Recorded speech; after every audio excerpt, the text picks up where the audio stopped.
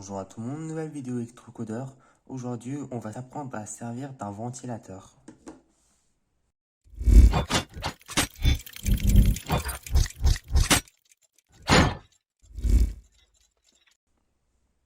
Les ventilateurs ont un fonctionnement pareil que les moteurs à courant continu. Il faut envoyer une tension continue et ils commenceront à tourner. Moi, on voit que c'est un moteur DC, donc un moteur à courant continu. On voit c'est un moteur avec une tension maximale de 5 volts et 0,24 ampères. On peut retirer ça et on voit qu'il y a pas une bobine comme dans les moteurs. C'est ça qui nous permettra de tourner. Donc, avec un ventilateur, on peut l'utiliser pour différentes choses. On peut l'utiliser pour se rafraîchir. Là, ce ventilateur, je sais que j'ai récupéré d'un ancien ordinateur.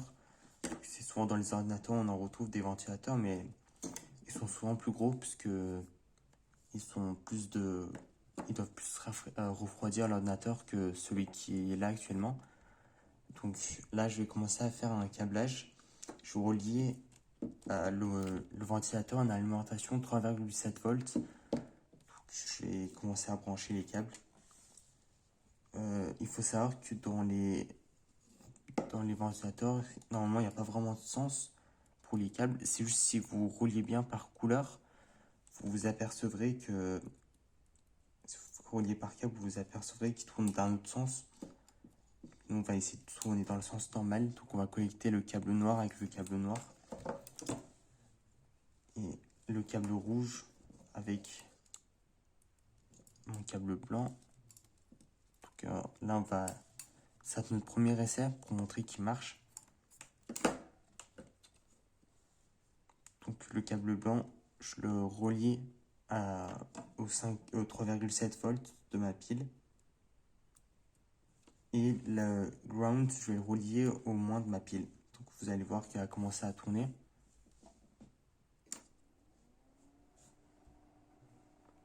Il fait un petit bruit, c'est normal. Donc, le ventilateur, il souffle de ce côté-là. Là, il est en train de souffler sur ma main. Là, il n'est pas à sa vitesse maximale puisqu'on n'envoie que 3,7 volts. On peut en envoyer jusqu'à 5. Donc là, je vais faire un essai. Je vais relier le DHT11 à l'Arduino.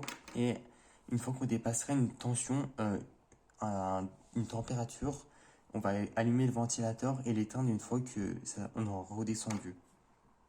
Donc là, je vais relier mon DHT11 à l'Arduino. Donc le DHT11, c'est un composant qu'on avait déjà utilisé dans des précédentes vidéos, donc on n'aura pas trop de soucis normalement. Donc la pin S qui est tout à gauche, c'est la pin signal. Je vais le relier à la pin analog 0 de ma carte Arduino.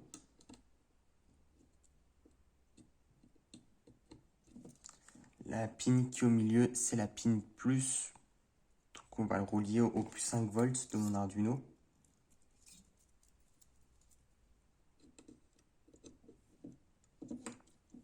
Ensuite, il ne me reste plus qu'un seul, c'est la pin moins. Donc on va le relier au ground de ma carte Arduino. Et le câblage est pratiquement terminé. Il me reste à relier le ground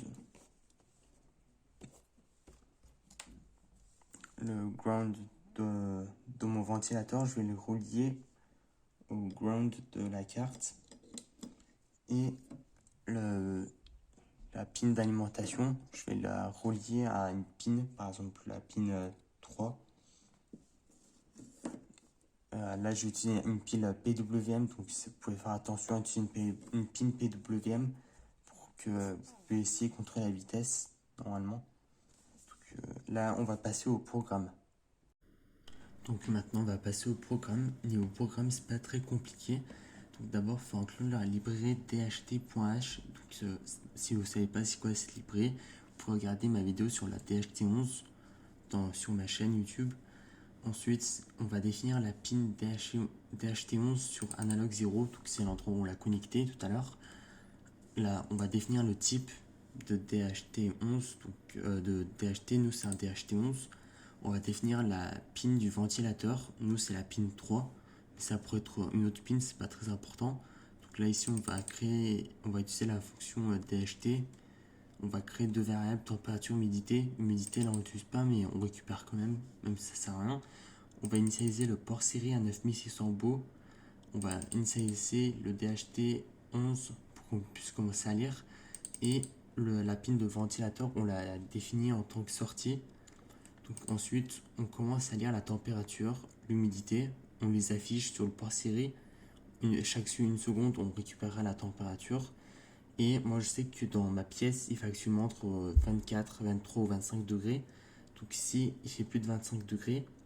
Je vais allumer le ventilateur donc à 255, donc le maximum, donc à 100% de sa vitesse. Mais si votre ventilateur il est plus rapide que le mien ou plus puissant, vous pouvez peut-être diminuer cette valeur. Par exemple à 200, on peut utiliser à peu près que 80% de sa puissance. Et je lui dis donc que si on est en dessous de 25, on fait rien. Donc le problème est autant simple que ça. Donc ce que je vais faire là, je vais brancher et on a juste à téléverser le code. Donc là, le premier il est envoyé. On peut ouvrir le port série pour regarder les valeurs.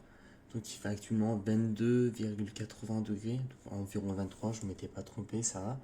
Donc là, je vais essayer de chauffer le DHT avec ma main pour qu'on puisse atteindre 25 degrés et que normalement il vienne refroidir la pièce. Ou même si là c'est un peu de la triche ce que je fais, parce que je le chauffe avec ma main, mais il faut bien que je vous montre comment ça marche. Donc là on augmente, comme vous voyez, 23,60, 23,70. Donc là je vais faire accélérer la vitesse pour qu'on puisse vraiment voir. Pour l'instant ça continue d'augmenter. On n'est pas très loin des 25 degrés. Donc là on est à 24, 30, à 25 degrés. Le ventilateur va commencer à tourner sur notre DHT11. Donc là on est à 24, 60. D'ici quelques secondes, on devrait commencer à sentir le ventilateur qui tourne. De toute façon, on va l'entendre aussi, mais il fait pas trop de bruit, c'est un ventilateur d'ordinateur portable, donc normalement, ils font pas trop de bruit. Donc, il devrait bientôt commencer.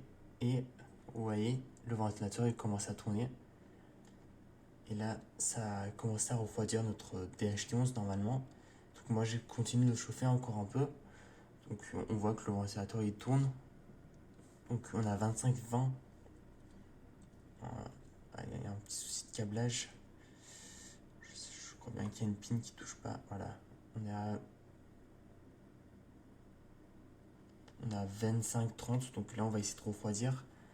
Donc, je vais reculer un peu. Et là, il souffle en arrière. Donc, il est censé refroidir le DHT. Dès qu'on sera en dessous de 25 degrés, le ventilateur il va s'arrêter de tourner. Donc, regardez bien le ventilateur. Comme vous voyez, il vient de s'arrêter, donc on peut faire bien sûr autre chose, mais c'était juste pour vous montrer un exemple d'utilisation d'un ventilateur dans une pièce quelconque et avec un DHT11. Donc une fois qu'on dépassait une température précise, on faisait baisser la température de la pièce grâce à ce ventilateur. Donc j'espère que la vidéo vous a plu. Si c'est le cas, alors vous pouvez vous abonner, liker, partager et commenter. C'était Electrocodeur. Ciao!